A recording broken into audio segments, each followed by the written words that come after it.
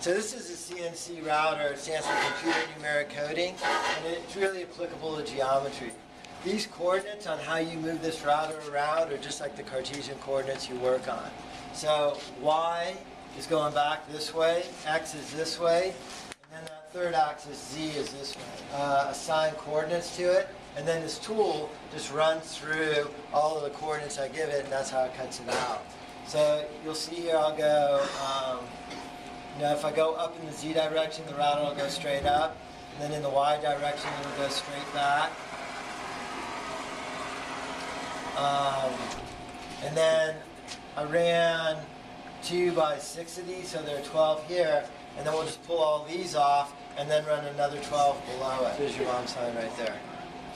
And then once you have your mom sign, you have 2 options. Option number 1 is to cut that groove in the front so you can make it, put it on the wall and put your keys in there. And option number 2 is to cut that bevel so it'll be the wine rack holder. So you got to choose which one you want to do. Grab a piece of sandpaper and just kind of sharpen and clean the corners up a little bit. Do not cut the bevel or the table saw cut. I will do that for you. Do not use any of the power tools. I will use those. So let me know if you want a bevel on there or if you want that table saw cut. Do we need to watch this thing actually cut now? Yeah. Woo! Soft coordinate geometry. And once I've done all that, I bring it out here on a flash drive and I put it on this computer. I have my board fixture down. I just ran one, but I'm going to run another one. And I need to work with my coordinates here, so I'm going to say go to the origin, and it's going to take that bit back exactly where it was before, but it's going to be 3/4 of an inch higher than my last run. So now I want to go down until it just touches it, and I can see it cuts all the circles out, and then there are all my mom signs. That's so cool. Yeah, and then that's it, and then I just hit start.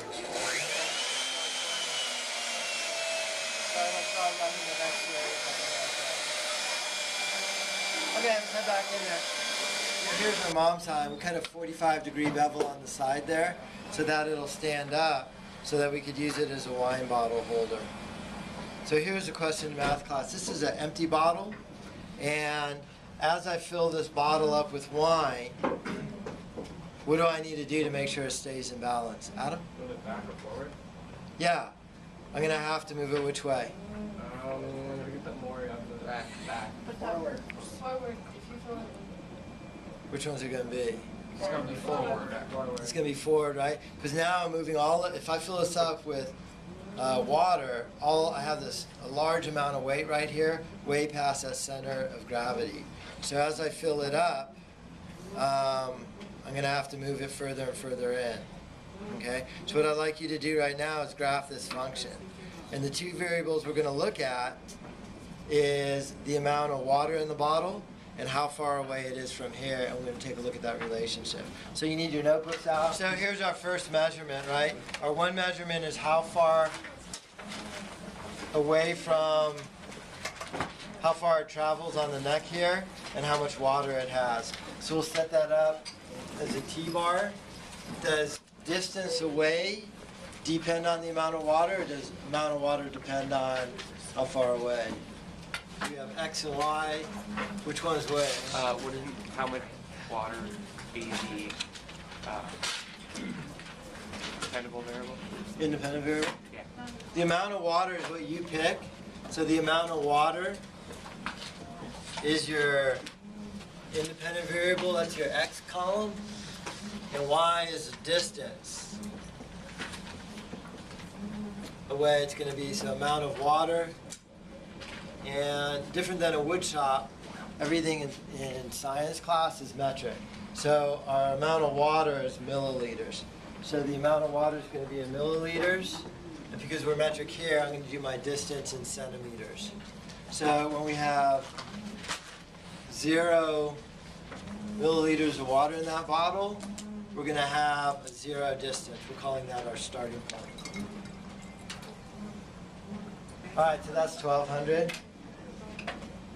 So we went from 1,400 milliliters down to 1,200 milliliters. There's my original mark, and you can see it's going to go over. Wow. So that's it right there. So let me mark that.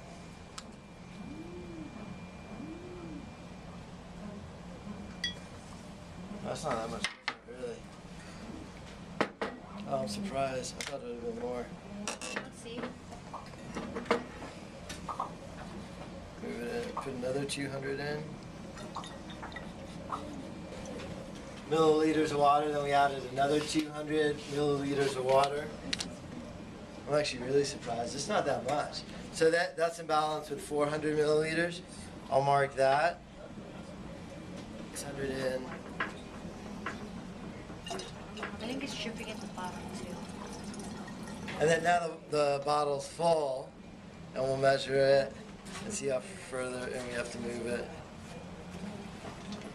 So that's it with the full bottle. The third measurement, 750. So, grab a ruler. So our measurements in, our first, we're going to do this in centimeters. Our first one in is only half a centimeter. The next one is 1 centimeter. So there's our data. So if I were to graph this data, independent variable is the amount of water.